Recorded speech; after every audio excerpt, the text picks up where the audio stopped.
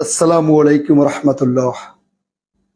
সম্মানিত দর্শক, আমরা সবাই জানি আমাদের মাঝে আপসহীন নেত্রী বেগম খালেদা জিয়া আর নেই। এই মানুষটা বেঁচে থাকতেও জীবন্ত কিংবদন্তি ছিলেন, প্রশংসনীয় ছিলেন, মহীয়সী ছিলেন। তিনি সত্যি সকলের সর্বজন বিদিত অবিসংবাদিত নেত্রী ছিলেন। তিনি মা, মাটি এবং মানুষের ছিলেন।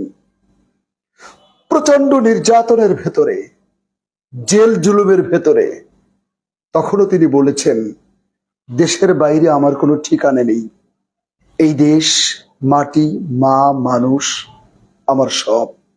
তিনি দেশের মানুষকে ভালোবেসেছিলেন, মানবতাকে ভালোবেসেছিলেন। আপসহীন নেত্রী, দেশের জন্য সংগ্রাম করেছেন আজীবন। একটু ভাবুন তো,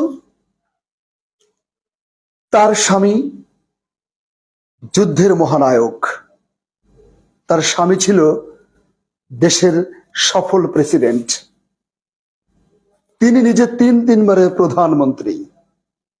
তারপরেও তাকেও কিন্তু পৃথিবী থেকে চলে যেতে হলো। ওই যে পেছনে ঘড়িটা দেখছেন না, টিকটিক টিকটিক করে চলছে, প্রতিটি সেকেন্ড, প্রতিটি মিনিট, প্রতিটি দিন।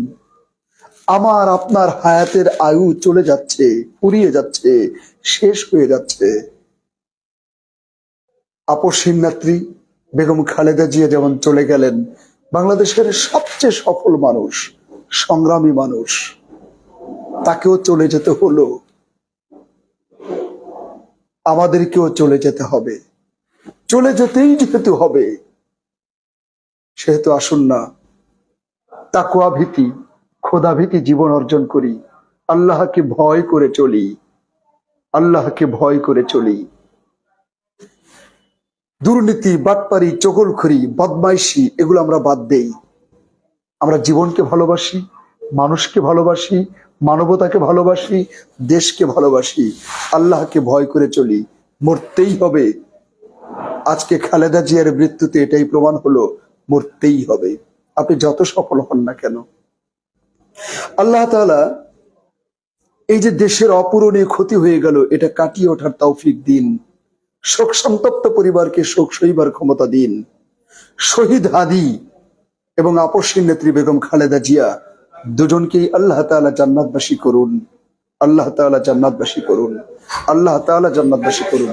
আসসালামু আলাইকুম রহমতুল্লাহ।